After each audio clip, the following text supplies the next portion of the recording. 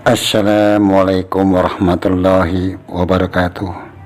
Marilah kita panjatkan puji syukur kita kehadirat Allah Subhanahu wa Ta'ala yang telah memberikan satu kenikmatan, keberkahan pada diri kita semua. Juga kita tidak lupa mengucapkan salawat dan salam kepada junjungan baginda Nabi kita yang mulia, Nabi Muhammad SAW, beserta keluarga dan para sahabat, juga pengikutnya yang senantiasa istiqomah.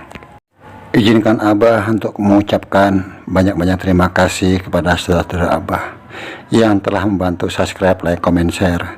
Karena subscribe itu gratis, mohon dibantu. Dan jangan lupa munculkan loncengnya. Juga bagi saudara-saudara ingin membantu Abah, bisa membantu lewat Saweria. Dan Abah tidak lupa mendoakan saudara-saudara Abah dalam lindungan Allah, dimudahkan rezekinya, juga diberikan kesehatan sekeluarga. Hanya Allah lah yang bisa membalas kebaikan saudara-saudara. Amin amin ya robbal alamin. Kebenaran datang dari Allah Subhanahu wa Ta'ala. Kekurangan dan kesalahan tentu datang dari Abah, mohon dimaafkan. Untuk konten ini Abah membuat satu judul, Hukum Karma dan Manusia Pilihan Satria Peningit. Proses perjalanan sang sosok manusia pilihan. Dalam tapakur Abah, beliau hanya menunggu diislah. Itu kapan terjadi Abah tidak mengetahui.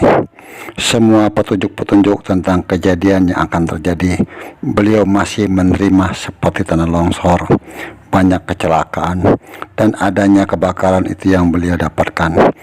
Juga gempa-gempa makin sering terjadi. Tentang keilmuan dan perjalanannya pun sudah Abah bahas di video terdahulu.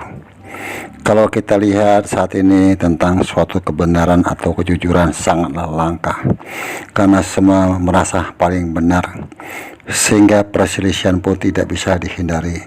Seakan-akan sudah tidak ada lagi suatu solusi yang terbaik buat kita semua.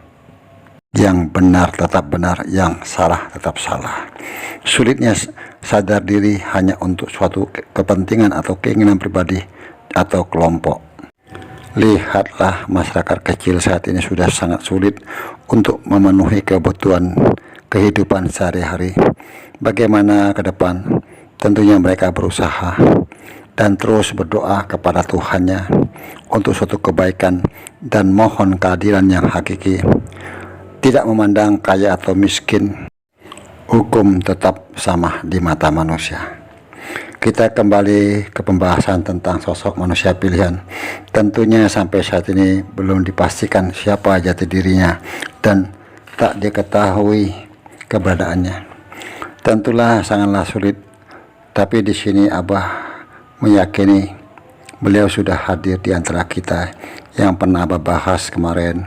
Karena sang sosok manusia pilihan, manusia biasa yang tidak dikenal ataupun tidak terkenal, tapi di langit beliau sudah dikenal dari alam kegaiban.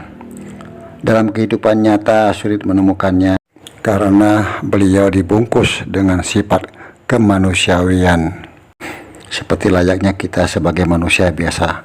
Walaupun beliau adalah kekasih Allah SWT yang dikenal dengan sebutan wali, karena beliau masih dirahasiakan, maka beliau disebut wali malamatiyah, yang dirahasiakan hanya Allah SWT sebaik-baik pembuat skenario. Sama-sama kita lihat sekarang bagaimana banyaknya kejadian-kejadian yang Abah katakan di zaman para nabi terdahulu sudah terjadi pada saat sekarang ini, dan sudah banyak kehancuran akhlak dan kerusakan di muka bumi yang sudah melampaui batas. Permasalahan bertambah, perselisihan tidak hentinya karena tidak ada kesadaran untuk mengakui bahwa kebenaran itu benar, karena hanya mencari pembenaran dengan kepiawaian bicara atau lisannya seakan-akan terlihat benar. Dalam pepatah Jawa sering kita dengar, sopo sing nandur kono sing ngunduh, sak bejo-bejone wong sing eling lan waspada. Jadi siapa yang menanam dia akan manen. dan orang yang beruntung yang ingat pada Tuhannya dan waspada dengan tanda-tanda alam yang saat ini sedang terjadi. Suka tidak suka, mau tidak mau, semua apa yang kita lakukan akan ada balasannya. Apakah sang sosok manusia pilihan mengetahui keadaan saat ini? Tentunya beliau mengetahui dan melihat keadaan semakin rumit dan banyaknya penderitaan pada rakyat kecil untuk memenuhi kebutuhannya. Abah meyakini beliau tidak tinggal diam. Dengan doanya beliau memohon petunjuk kepada Tuhannya dan menyerahkan segala permasalahannya yang terjadi pada saat ini. Tentunya karena beliau adalah kekasihnya, maka doa beliau tentu didengar. Doa kekasihnya Allah Subhanahu wa Ta'ala akan Allah kabulkan manakala suatu permasalahan antara manusia tidak terselesaikan, maka akan banyaknya bencana yang terjadi nantinya. Manakala Allah Subhanahu wa Ta'ala murka, maka turunlah bencana-bencana dengan segala macam bentuk. Dan apakah ini peringatan atau azab? Tentulah kita sebagai manusia haruslah berpikir secara akal sehat untuk memperbaiki diri dari kesalahan yang diperbuat. Tapi tak kala kita tetap tidak mau bertobat, maka hanya waktu yang akan membuktikannya. Bagaimanapun kehidupan manusia di dunia ini yang kita kejar-kejar tidak akan cukup-cukupnya dan tidak pasti, karena kematian itu pasti dan akhir dari kehidupan. Yang apapun kita lakukan hidup selama di dunia akan dipertanggungjawabkan di dunia atau di akhirat nantinya, yang kita terima, karena semua ini sedang berjalan, sadar atau tidak sadar kita akan menerimanya. Mungkin Tuhan mulai bosan melihat tingkah kita yang salah dan bangga dengan dosa-dosa, atau alam yang sudah enggan bersahabat dengan kita. Coba kita tanyakan pada diri kita. Jadikan suatu renungan. Mungkin saudara-saudara Abah yang ada di channel Abah bisa memberikan satu penjelasan atau pemahaman tentang cerita yang sudah Abah uraikan tadi. Dan Abah selalu berpesan, mohon jaga lisannya.